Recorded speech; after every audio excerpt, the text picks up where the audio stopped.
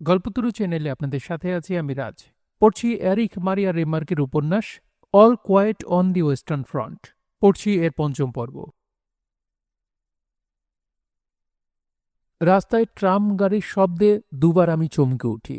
হঠাৎ মনে হয়েছিল যেন গোলা ছুটে আসছে, তারই শব্দ। কে একজন আমার কাঁধে হাত দিয়ে হঠাৎ একসঙ্গে অনেকগুলো কথা বলে ফেললে। এই যে, তারপর ওখানকার খবর কি? ভীষণ ব্যাপার চলেছে না? তা হ্যাঁ, যতই ভয়ানক হোক, যুদ্ধ আমাদের চালিয়ে যেতে হবে। যাই হোক, তোমরা ওখানে খাবার টাবার বেশ ভালোই খেতে পাও। আমরা তো তাই শুনি। তোমার চেহারা তো বেশ ভালোই ঠেকছে পাউল। এখানকার অবস্থাই বরং খারাপ। দেশের ভালো বস্তু সব সৈন্যদের জন্যে। এ তো আমাদের দিতেই হবে, কি না? তিনি আমায় টানতে টানতে একটা টেবিলে নিয়ে যান। সেখানে আরও কয়েকজন বসেছিলেন। তারা আমায় অভিনন্দন করেন। একজন হেডমাস্টার মশাই আমার করমর্দন করে বলেন, তারপর তুমি ফ্রন্ট থেকে আসছো না? ওখানকার ব্যাপার কিরকম? চমৎকার না? ভারী চমৎকার, হ্যাঁ? তিনি হো হো করে হেসে ওঠেন।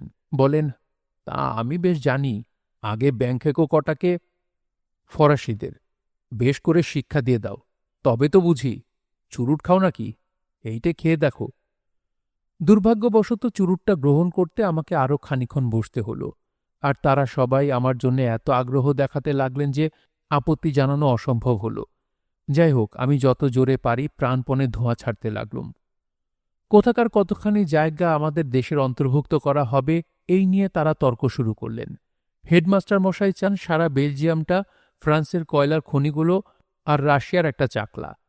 তিনি এই দখলের কারণ দেখাতে থাকেন এবং শেষ পর্যন্ত সকলকে স্বীকার করিয়ে তবে ছাড়েন। তারপর তিনি বোঝাতে থাকেন ফ্রান্সের কোন জায়গা দিয়ে আমাদের ফৌজ ওদের ব্যূহ ভেদ করতে পারবে। তারপর আমার দিকে ফিরে বলেন, তোমাদের ওই ট্রেঞ্চ যুদ্ধের প্রণালী ছেড়ে দাও, সঙ্গে সঙ্গে দেখবে যুদ্ধ শান্তি হবে। আমি বলি, আমার মনে হয় শত্রু শ্রেণী ভেদ করে ফেলা সম্ভব হবে না, কারণ হয়তো ওদের পিছনে অনেক বেশি রিজার্ভ থাকতে পারে। তাছাড়া এখান থেকে যা মনে হয় তার সঙ্গে আসল যুদ্ধ জিনিসটার অনেক পার্থক্য আছে। তিনি বুক ফুলিয়ে বলেন, ওসব বাজে, তুমি কিছু জানো না। খুঁটিনাটি বিষয়ে তোমরা হয়তো ভালো জানতে পারো, কিন্তু যুদ্ধটার সমগ্র ছবি তোমাদের চোখে নেই। তোমরা শুধু তোমাদের নিজেদের ছোট্ট দলটিকে দেখতে পাও, কাজেই সমস্তটা নিয়ে তোমরা বিচার করতে পারো না। তোমরা তোমাদের কর্তব্য করছো, তোমাদের প্রাণ বিপন্ন করছো। এ খুব উচ্চ সম্মানের কথা। তোমাদের প্রত্যেকেরই আয়রন ক্রস পাওয়া উচিত, কিন্তু গোড়ায় ফ্লান্ডার্সে তোমাদের শত্রুদের লাইনকে ভেঙে দিতেই হবে। তারপর করতে হবে ছত্রভঙ্গ, তারপর সোজা প্যারিসে ঢুকে পড়বে। আমি উঠে পড়ি। তিনি আরও কয়েকটা চুরুট আমার পকেটে ভরে দিয়ে আমার পিঠ চাপড়ে বিদায় দেন।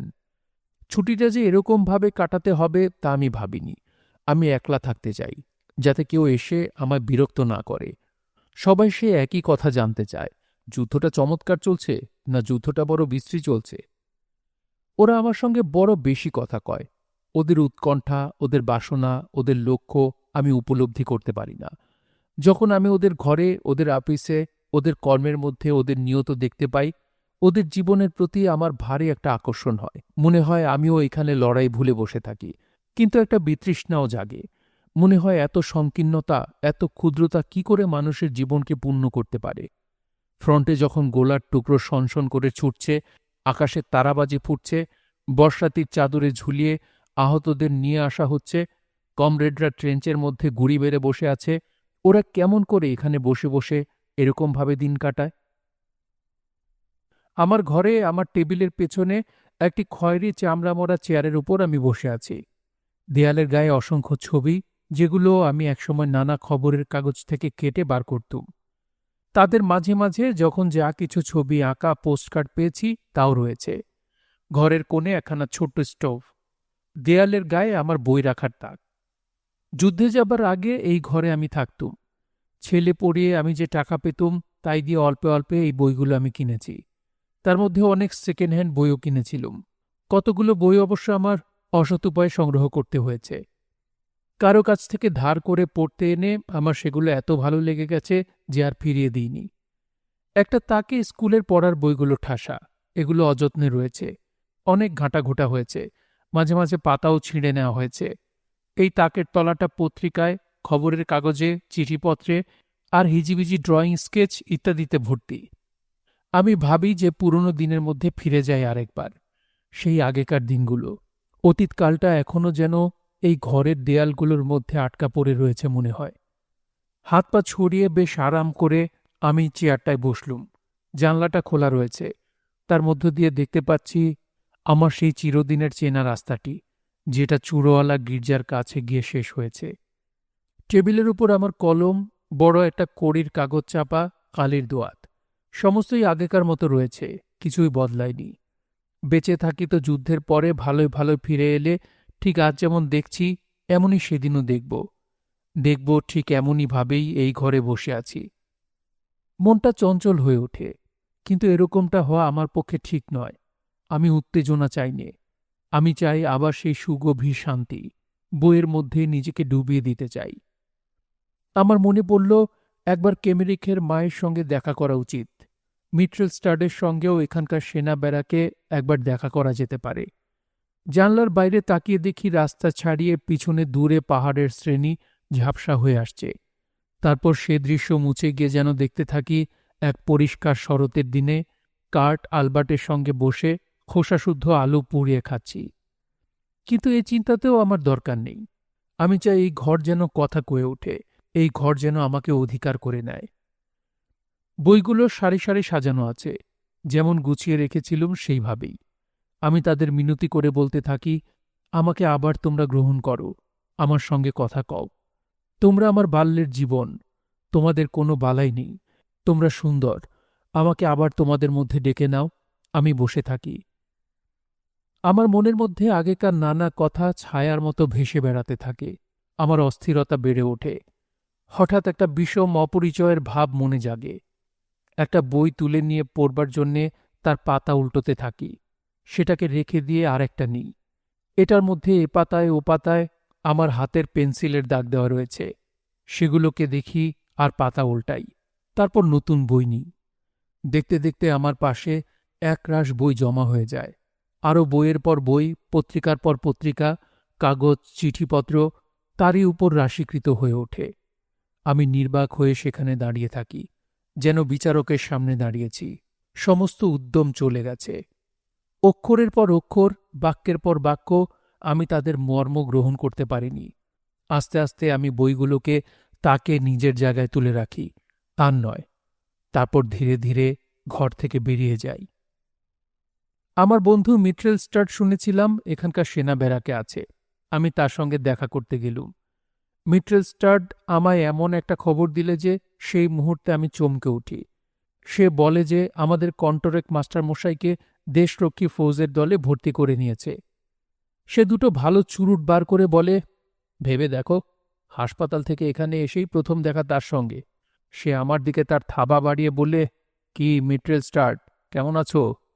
আমি তার দিকে তাকিয়ে বললুম, টেরিটোরিয়াল কন্ট্রাক্ট, কাজের সময় কাজ, ফুর্তির সময় ফুর্তি। এটা তোমার ভালো করেই জানা উচিত। তোমার উপরওয়ালার সঙ্গে যখন কথা কইবে, কায়দাদুরস্তভাবে দাঁড়াবে।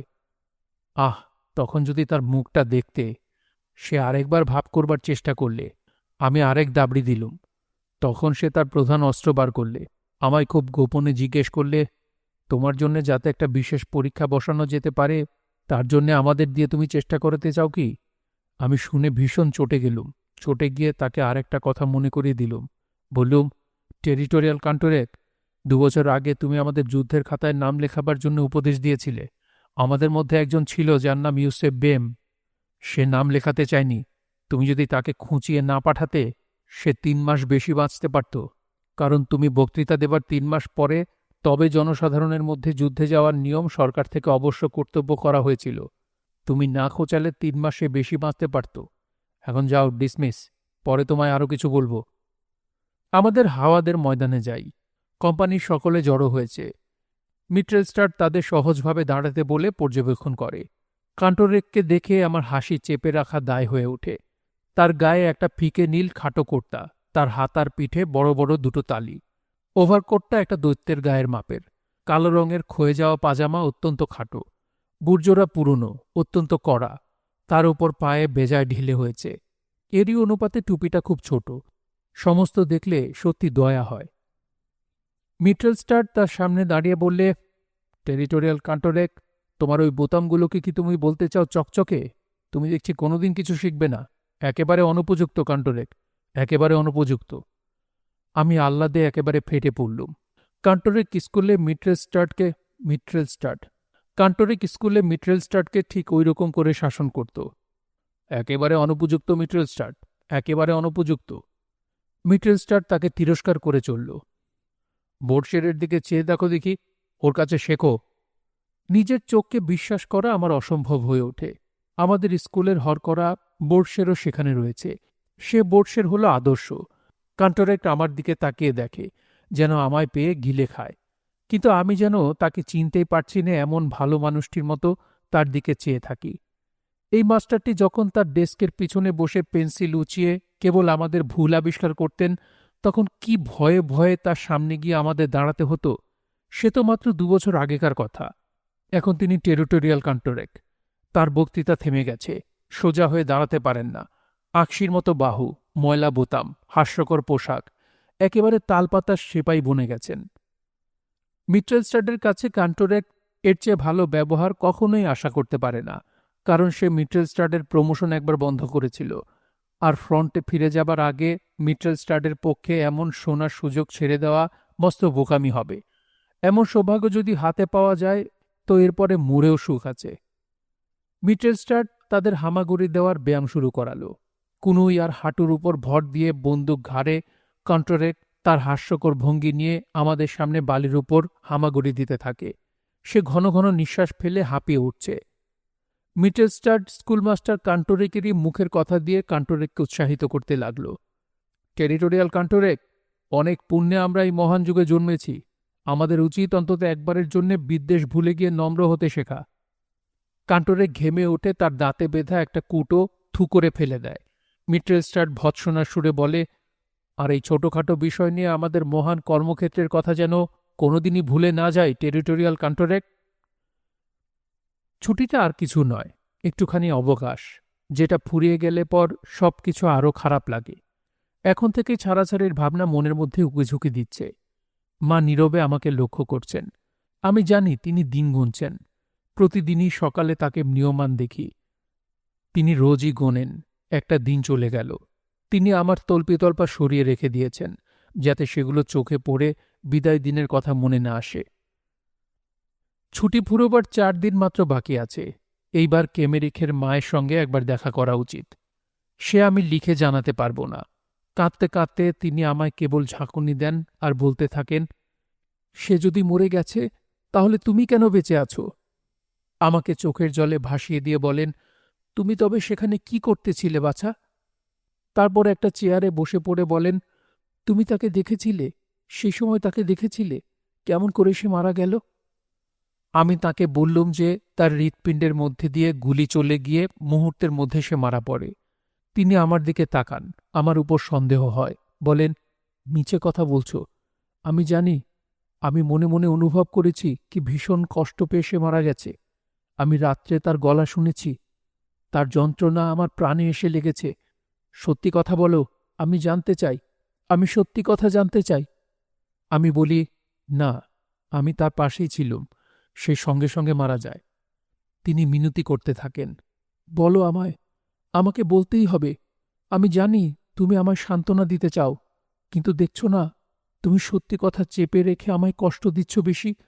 অনিশ্চয়তা আমি সইতে পারছি নে। বলো, ঠিক কেমন ধারা হয়েছিল? যদি তা অতি ভয়ঙ্কর হয় সেও ভালো। তুমি না বললে আমার আরো বীভৎস মনে হবে। আমি কোনো মতেই তাকে বলবো না। আমায় পিষে ফেললেও নয়। আমি তাকে যত প্রবোধ দিই, তিনি অবুঝের মতো কেবলই আমায় বিরক্ত করেন। কেন যে তিনি শান্ত হন না বুঝতে পারি নে। যেমন করে ক্যামেরিক মারা গেছে তা তিনি জানুন আর নাই জানুন, ক্যামেরিক সে তো আর বাঁচবে না। আমরা যারা হাজার হাজার লোককে মরতে দেখেছি, তাদের পক্ষে একজন মানুষের জন্য এতখানি শোকের কি অর্থ তা বোঝা মুশকিল। কাজে আমি অধীর হয়ে বলি, সে সঙ্গে সঙ্গে মারা গেছে, কোনো কষ্টই পায়নি। তার মুখ বেশ শান্ত ছিল। তিনি চুপ করে থাকেন। তারপর ধীরে ধীরে বলেন, তুমি শপথ করবে? হ্যাঁ, তোমার কাছে সকলের চেয়ে যা পবিত্র তার নামে। হায় রে, আমার এমন কি আছে যা আমার কাছে পবিত্র? আমি বলি, হ্যাঁ, সে সঙ্গে সঙ্গে মারা গেছে। যদি এ কথা সত্যি না হয়, তাহলে যুদ্ধ থেকে তুমি কোনোদিনও আর ফিরবে না, এই কথা বলো। যদি সে মুহূর্তের মধ্যে মারা না গিয়ে থাকে, আমি যেন কখনো না ফিরি। সবকিছুই আমি প্রতিজ্ঞা করতে পারতুম, তাতে আমার কিছু যায় আসে না। কেমেরিখের মা দেখলুম বিশ্বাস করেছেন। ছুটির শেষ সন্ধ্যা, কাল বাড়ি থেকে চলে যেতে হবে। সকলেই নীরব। আমি সকাল সকাল বিছানায় শুয়ে পড়ি, বালিশটা আঁকড়ে ধরে তার মধ্যে মুখ লুকোই। কে জানে আর কোনোদিন এমনই করে পালকের বিছানায় শুতে পাব কি না। গভীর রাতে মা আমার ঘরে আসেন। তিনি ভাবেন আমি ঘুমুচ্ছি। আমিও মটকা মেরে পড়ে থাকি। এখন জেগে বসে দুজনে কথা কওয়া বড় কষ্টকর হবে। যদিও তার কষ্ট হয়, তবু তিনি অনেক রাত পর্যন্ত বসে থাকেন। শেষে আমি আর চুপ করে পড়ে থাকতে পারি না। ভান করি, এইমাত্র যেন উঠলুম। বললুম, যাও মা, ঘুমোতে যাও, এখানে তোমার ঠান্ডা লাগবে। মা বললেন, পরে আমি খুব ঘুমোব। আমি উঠে বসে বলি, আমি এখান থেকে সোজাসুজি ফ্রন্টে যাব না মা। 4 সপ্তাহ আমায় ট্রেনিং ক্যাম্পে কাজ করতে হবে। সেখান থেকে এক রবিবার আমি হয়তো এখানে আসতে পারি। মা চুপ করে থাকেন। তারপর জিজ্ঞেস করেন, তুই কি বড় ভয় পেয়েছিস? কিছু না। আমি বলছিলুম, ফ্রান্সে যখন যাবি, সেখানে বেশি এদিক ওদিক করিস নে। ফরাসি মেয়েগুলোর সঙ্গে বেশি মেলামেশা করিস নে, তারা মানুষ ভালো নয়। ওগো মা আমার, তুমি কি ভাবো এখনো আমি সেই কচিটি আছি? তোমার কোলে মাথা রেখে এখনো কি কাঁদতে পারি? বড় স্বাদ হয় অমনি করে কেঁদে প্রাণ জুড়োতে। কতই বা আমার বয়স বেড়েছে। এই তো সেদিনও আমি বালক ছিলুম। ওই তো আলনার গায়ে এখনো আমার ছেলে বয়সের ছোট ছোট পাজামা ঝুলছে। এ তো সেদিনের কথা। এরই মধ্যে কি সব ফুরিয়ে গেল? আমি ধীরভাবে জবাব দিই, আমরা যেখানে থাকি সেখানে মেছেলে ঢোকবার হুকুম নেই। আর ফ্রন্টে খুব সাবধানে থাকিস। মা গো মা, তোমাকে বুকের মধ্যে আঁকড়ে ধরে দুজনে একসঙ্গে মরি না কেন? কি হতভাগা আমরা। হ্যাঁ মা, থাকব বই কি। আমি তোর জন্যে রোজ ঈশ্বরের কাছে প্রার্থনা করব পাউল। মা গো আমার, চলো আমরা দুটিতে মিলে সেই দেশে চলে যাই যেখানে দুঃখ কষ্টের বালাই নেই। দুটিতে আমরা একলা। বিপজ্জনক কাজ ছাড়াও তো যুদ্ধে অন্য কাজ আছে, তারই কোনো একটা কাজ নে না পাউল। হ্যাঁ মা, হয়তো আমি রাঁধুনির কাজে ঢুকতে পারব। সে ব্যবস্থা করে নেওয়া শক্ত হবে না। তবে তাই কর। আর যদি কেউ তোকে নিন্দে করে তো? তোমার কোনো ভাবনা নেই মা, সে নিন্দে আমার গায়ে লাগবে না। মা একটা নিঃশ্বাস ফেলেন। এবার শুতে যাও মা। মা উত্তর দেন না। আমি উঠে আমার কম্বলখানা মার গায়ে জড়িয়ে দিই। মা আমার হাতে ভর দিয়ে উঠে দাঁড়ান। দাঁড়াতে কষ্ট হয়। আমি তাকে ঘরে নিয়ে যাই। কিছুক্ষণ তার কাছে বসে থাকি। আমি ফিরে আসবার আগে তোমার কিন্তু সেরে উঠতে হবে মা। হ্যাঁ বাছা। তুমি আমায় খাবার জিনিস পাঠাও কেন বলো তো মা? কিছু দরকার নেই, সেখানে আমরা যথেষ্ট খেতে পাই। এখানে রেখে দিলে বরং তোমাদের পেট ভরবে। বিছানার উপর অসহায়ভাবে মা আমার শুয়ে থাকেন। যখন আমি চলে যাচ্ছি, মা তাড়াতাড়ি ডেকে বলেন, তোর জন্যে দুজোড়া ছোট পাজামা আমি তৈরি করে রেখেছি, আসল পশমের তৈরি। সেগুলো তোর জিনিসের সঙ্গে নিয়ে যেতে ভুলিস নে। হায় মা, আমি কি আর জানি নে এই পাজামাগুলি তৈরি করতে তোমার কত হাঁটাহাঁটি করতে হয়েছে, কত ভিক্ষে করতে হয়েছে, কত অপেক্ষা করতে হয়েছে। মা, ওগো, কেমন করে তোমায় ছেড়ে যাব? তোমার ছাড়া আর কারই বা দাবি আছে আমার উপর? এখানে আমি বসে আছি, তুমি রয়েছ ওখানে শুয়ে। কত কথাই আমাদের বলবার আছে, কখনোই তা বলতে পারব না। আসি মা। এসো বাছা। অন্ধকার ঘর। মার নিঃশ্বাসের শব্দ আর ঘড়ির টিকটিক শব্দ শুনতে পাচ্ছি। জানলার বাইরে বাতাস বইছে আর বাদাম গাছের মর্মর শব্দ। আমি ঘরে ফিরে এসে বালিশটা কামড়ে পড়ে থাকি। খাটের লোহার ডান্ডাগুলোকে মুঠোর মধ্যে শক্ত করে চেপে ধরি। ঘরে ফিরে আসা আমার কোনো মতেই উচিত হয়নি। যুদ্ধক্ষেত্রে ছিলুম বেপরোয়া, প্রায় সব কিছুরই আশা ছেড়ে দিয়ে থাকতুম। তেমনি আর কখনোই আমি হতে পারব না।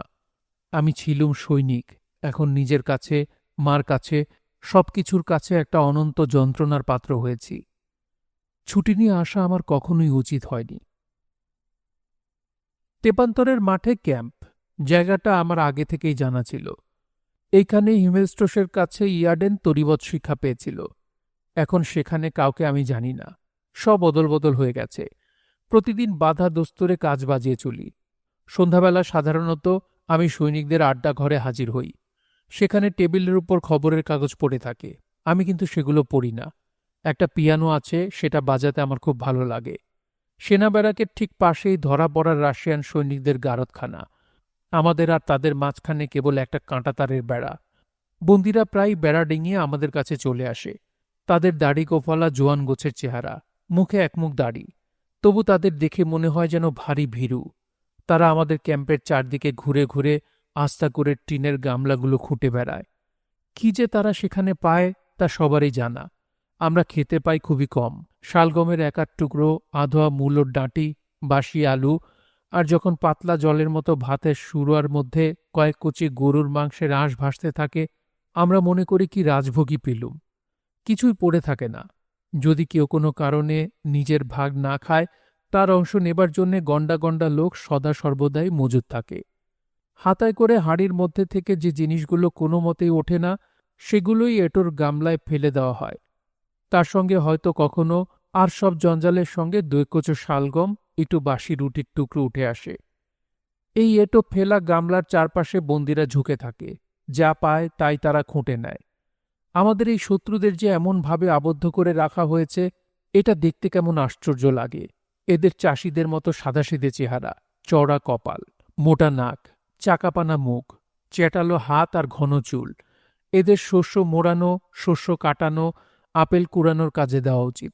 এদের দেখে মনে হয় আমাদের দেশের চাষির মতো এরাও ভালো মানুষ। এরা যখন খাবার জন্য ভিক্ষে করে বেড়ায়, দেখে ভারী প্রাণে লাগে। সকলেই কাহিল হয়ে পড়েছে। কেবল প্রাণ রক্ষা করবার মতো খাবার তাদের দেওয়া হয়। ওদের শির দ্বারা ঘাড় কুঁজো হয়ে পড়েছে, হাঁটুগুলো মুচকে গেছে। যতটুকু জানে আধ ভাঙা দু একটা জার্মান কথা বলে আমাদের কাছে হাত বাড়িয়ে ভিক্ষে চায়। কেউ কেউ তাদের পা দিয়ে ঠেলে ফেলে দেয়। তবে দেশের বেশিরভাগ লোকই তাদের দিকে নজরই দেয় না। তারা বিকেলবেলা আমাদের ব্যারাকে বেসাত করে আসে। একটু রুটির জন্যে তাদের যা কিছু আছে তাই তারা বদল করে। তাদের বুটজুতোগুলো আমাদের চেয়ে অনেক ভালো। আমাদের সৈনিকদের মধ্যে যাদের কাছে বাড়ি থেকে কিছু খাবার দাবার আসে, তারাই বন্দীদের সঙ্গে বেচাকেনা করতে থাকে। একজোড়া বুটের দাম দুখানা কি তিনখানা ফৌজি রুটি, অথবা একখানা ফৌজি রুটি এবং এক টুকরো চিমড়ে শুয়োরের মাংস। কিন্তু অধিকাংশ রাশিয়ান বহুদিনই যথাসর্বস্ব এইভাবে খুঁয়ে বসে আছে। এখন তাদের গায়ে নিতান্ত ছেঁড়াখোড়া কাপড় চোপড় ছাড়া আর কিছুই নেই। আমাদের চাষাগুলো দরদস্তুরে ওস্তাদ। তারা একজন রাশিয়ানের একেবারে নাকের সামনে একটা রুটি কি সসেজ নিয়ে গিয়ে ধরে বসে থাকে যতক্ষণ না খাবার জিনিসটার লোভে সে বুদ্ধিশুদ্ধি হারিয়ে ফেলে। তখন ওই খাবারটুকুর জন্যে সে যা চাও তাই দিতে প্রস্তুত। পূর্বে অনেকদিন ছুটি ভোগ করেছি বলে রবিবার দিন আর আমি ছুটি পাই না। ফ্রন্টে যাবার আগের রবিবার আমার বাবা আর দিদি আমার সঙ্গে দেখা করে যান। সারাদিন আমরা সৈনিকের আড্ডা ঘরে বসে কাটাই। তারপর তাদের সঙ্গে আমি রেল স্টেশন পর্যন্ত যাই। তারা আমাকে এক বাটি জ্যাম আর এক থলে আলুর কেক দিয়ে বলেন যে মা আমার জন্য তৈরি করে দিয়েছেন। তারা চলে গেলে আমি ক্যাম্পে ফিরে আসি। সন্ধেবেলা কেকের উপর জ্যাম মাখিয়ে কয়েকটা আমি খাই, কিন্তু মুখে রোচে না। সেগুলো রাশিয়ানদের দিয়ে দেব বলে উঠে পড়ি। তারপর মনে হয় উনুনের আঁচে তেতে পুড়ে মা আমার জন্য এগুলি করেছেন। আমি সেগুলিকে ব্যাগে ভরে কেবল দুখানা কেক রাশিয়ানদের কাছে নিয়ে যাই। আমি শুনলাম আমাদের রেজিমেন্টকে একটা জরুরি পাইক দলে সামিল করে নেওয়া হয়েছে। যেখানে যুদ্ধ প্রবলতর হয়ে উঠেছে সেইখানে আমাদের পাঠানো হচ্ছে। শুনে মোটেই আনন্দ হয় না। আমাদের দলকে আমি এখানে ওখানে খুঁজে ফিরি। শেষে একটা নির্দিষ্ট খবর পেয়ে আমাদের কাছারি ঘরে গিয়ে আমাদের আগমন সংবাদ জানাতে পারি। সার্জেন্ট মেজর আমাকে আটকে রেখে দেন। আর দুদিনের মধ্যেই আমাদের কোম্পানি সেখানে এসে পৌঁছবে। সুতরাং আমার আর যাবার দরকার নেই। তিনি শুধন, ছুটিটা লাগলো কেমন? একরকম ভালোই, কি বলো? আমি বলি, কতকটা? তিনি নিঃশ্বাস ছেড়ে বলেন, হ্যাঁ, যদি আবার ফিরে আসতে না হতো তাহলেই পুরোপুরি ভালো হতো। শেষের দিকটাই তো প্রথম দিকটাকে মাটি করে দেয়। নোংরা বিষণ্ণ ধূসর খপিস মূর্তিতে আমাদের কোম্পানি এসে পৌঁছয়। আমি লাফিয়ে তাদের মধ্যে ঢুকে চারদিকে খুঁজতে থাকি। ওই যে ইয়াডেন, ওই যে মূলের নাক ঝাড়ছে, ওই যে কার্টার গ্রোপ। আমরা আমাদের বিচালের আটিগুলি পাশাপাশি সাজিয়ে নিই। শোবার আগে আমি আমার আলুর কেক আর জ্যাম বার করে তাদের খেতে বলি। উপরের কেক দুটো একটু মিয়ে গেছে, তবুও খাওয়া চলবে। কাঠ খেতে খেতে বলে, এগুলো তোমার মার কাছ থেকে এসেছে বুঝি? আমি ঘাড় নাড়ি। সে বলে, চমৎকার, চেখেই ঠিক বুঝতে পেরেছি।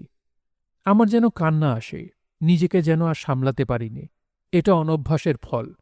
কার্ট, আলবার্ট এদের মধ্যে থাকলেই আবার সব ঠিক হয়ে যাবে।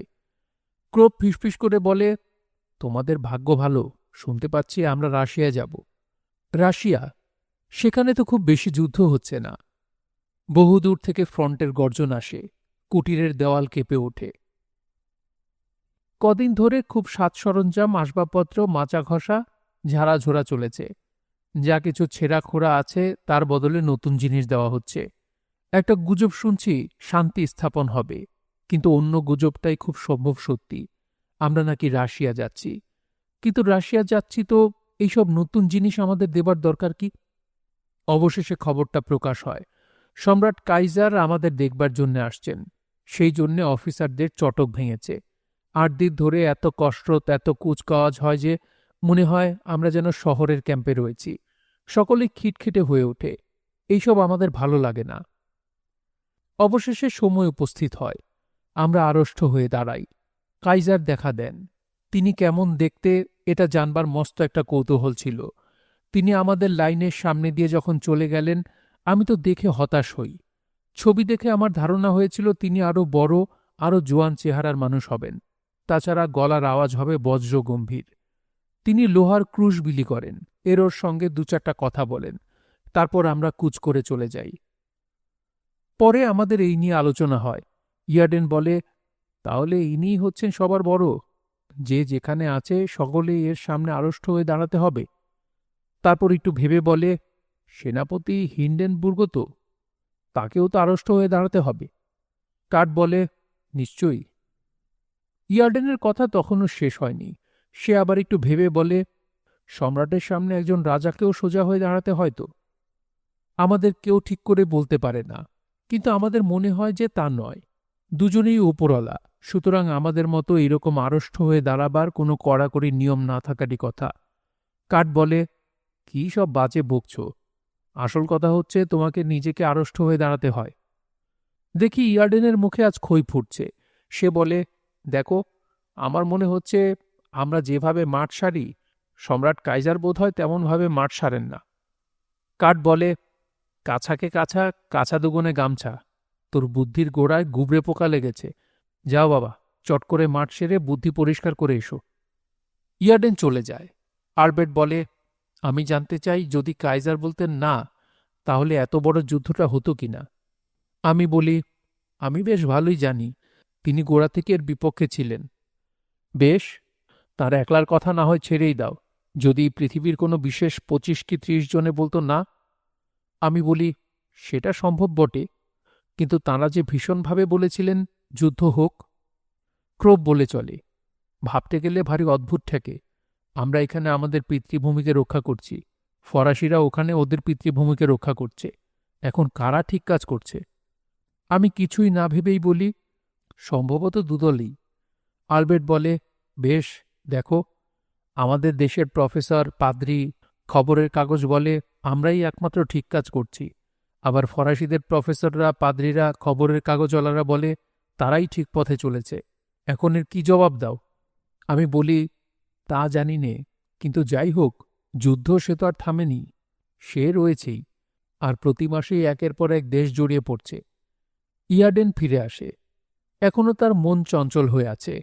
আমাদের কথাবার্তায় যোগ দিয়ে বলে, আচ্ছা, যুদ্ধ যে হয় তার সূত্রপাতটা কি?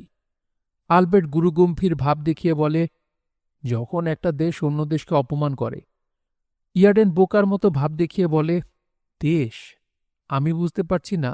জার্মানির একটা পাহাড় ফ্রান্সের একটা পাহাড়কে অপমান করতে পারে না? এখানের একটা ধান ক্ষেত ওখানের একটা নদীকে কি বনকে? এ কি হয়? ক্রোপ বলে, তুই যে বোকা সেজেছিস দেখছি। আমি বলছিল মেয়েদের মানুষরা যখন ওদের মানুষদের মর্যাদাহানি করে। ইয়ার্ডেন বলে, তাহলে বাবা আমি এখানে কেন মরতে এসেছি? আমার তো কেউ মানহানি করেনি। আলবার্ট বলে, তোর মতো হাঘরের কথা কে বলছে? ইয়ার্ডেন বলে, তবে আমি সোজা গায়ে ফিরে যাই, কি বলো? আমরা সকলে হেসে উঠি। ইয়াডেন খানিক পরে বলে, তাহলে ঠিক কিসের জন্য যুদ্ধটা হচ্ছে? কার্ট বলে, নিশ্চয়ই এর মধ্যে কেউ কেউ আছে যাদের কাছে যুদ্ধটা ভারী দরকারি। ইয়াডেন বলে, আরে ভাই, আমি তো তাদের কেউ নই, তারাও আমার কেউ নয়, তুমিও নও, এখানকার আর কেউ নয়। ইয়াডেন বলে, তবে তারা কারা? কাইজারের এতে কোনো লাভ নেই, তার তো কিছুরই অভাব নেই। কার্ট বলে, তা ঠিক বলা যায় না, তার রাজ্যে এ পর্যন্ত কখনো যুদ্ধ হয়নি, প্রত্যেক সম্রাটেরই একটা করে যুদ্ধ করা দরকার, তা নইলে তাদের নাম হয় না, স্কুলের ইতিহাসের বই দেখলেই প্রমাণ পাবে। ডিটেরিং বলে, আর বড় বড় সেনাপতিগুলো নাম করে। কার্ট বলে, নাম করে বলে নাম করে, সম্রাটের চেয়েও বেশি নাম করে নেয়। ডিটেরিং বলে, তাছাড়াও এর পেছনে এমন অনেক লোক আছেন যারা যুদ্ধ লাগলে বেশ কিছু সংস্থান করে নেন। আলবের্ট বলে, আমার মনে হয় জ্বর বিকারের মতো যুদ্ধ একটা রোগ এদের, কেউই একে চায় না, অথচ হঠাৎ কেমন করে যেন হাওয়ায় হয়ে এসে যায়। আমরা কেউই চাইনি যুদ্ধ হোক, অপর সকলেও সেই কথা বলে, অথচ আধখানা পৃথিবী এই যুদ্ধে জড়িয়ে পড়েছে। আমি বলি, কিন্তু আমাদের চেয়ে অপরপক্ষ মিছা কথা বলে বেশি, সেই সবগুলোর কথা ভাবো দেখি, যাতে ওরা লিখেছে যে আমরা বেলজিয়ামের ছোট ছোট ছেলে ধরে ধরে খেয়েছি। যারা এইসব লেখে তাদের ফাঁসিতে লটকে দেওয়া উচিত, আসল বদমাশ তারা। মুলের বলে, জার্মানিতে না হয়ে যুদ্ধটা যে এদের এখানে হয়েছে এ তবু ভালো, ওই গার্ডগুলোর দিকে একবার দেখো দেখি। ইয়ার্ডেন বলে, ঠিক, কিন্তু মোটেই যুদ্ধ না হলে আরও ভালো হতো। আলবের্ট ঘাসের উপর শুয়ে রাগের ভাব দেখিয়ে বলে, সবচেয়ে ভালো হয় এইসব বিষয় নিয়ে ঘাঁটাঘাঁটি না করা। না চাইতে আমরা যেসব নতুন নতুন উর্দি টুপি পেয়েছিলুম তা প্রায় সবই ফিরিয়ে দিয়ে আমরা আমাদের পুরনো কাপড় চোপড় ঘুরে পাই। নতুনগুলো পড়তে হয়েছিল কেবল লোক দেখাবার জন্যে। রাশিয়ায় না গিয়ে আমরা আবার লাইনে যাই। পথে একটা ভেঙে পড়া বন চোখে পড়ে, গাছগুলোর ডালপালা ছিঁড়ে উড়ে গেছে, মাটিও যেন চষে ফেলেছে। শত্রুদের উপস্থিতি জানবার জন্যে একটা দলকে পাঠানো হবে। আমাদের ছুটির পর থেকে বিপক্ষের লোকদের প্রতি আমার একটা অদ্ভুত টান হয়েছে, কাজেই আমিও সেই দলে যোগ দিই। রাত্রে অন্ধকার মাঠের উপর দিয়ে গুড়ি মেরে আমাদের যেতে হবে। একটা কার্যপদ্ধতি ঠিক করে তাদের বেড়া গলে পৃথক হয়ে প্রত্যেকে এক এক দিকে চলে গেলুম। কিছুক্ষণ পরে আমি একটা ছোট গাড় পেয়ে তার মধ্যে নেমে পড়লুম। এখান থেকে উকি মেরে আমি সামনের দিকে দেখতে থাকি। অল্প স্বল্প মেশিনগানের গুলি চলেছে, চারিদিক থেকেই গুলি আসছে, খুব বেশি নয়, কিন্তু সবসময় সতর্ক থাকতে হয়। একটা প্যারাশুটের আলো আকাশে উঠল, পাঙাশ আলোয় সমস্ত শূন্য মাঠটা চোখে পড়ে, তারপরে গাঢ়তর অন্ধকারে ঢেকে যায়। শুনছিলেন এরিক মারিয়া রেমার্কের উপন্যাস All Quiet on the Western Front. পড়ছিলাম এর ৫ম পর্ব। উপন্যাসটি আপনাদের কাছে কেমন লাগছে অবশ্যই কমেন্ট করে জানাবেন। ভালো লাগলে একটি লাইক করবেন, চ্যানেলে শেয়ার করতে পারেন। সবাই ভালো থাকবেন, সুস্থ থাকবেন এবং গল্পতরুর সঙ্গেই থাকবেন। ধন্যবাদ।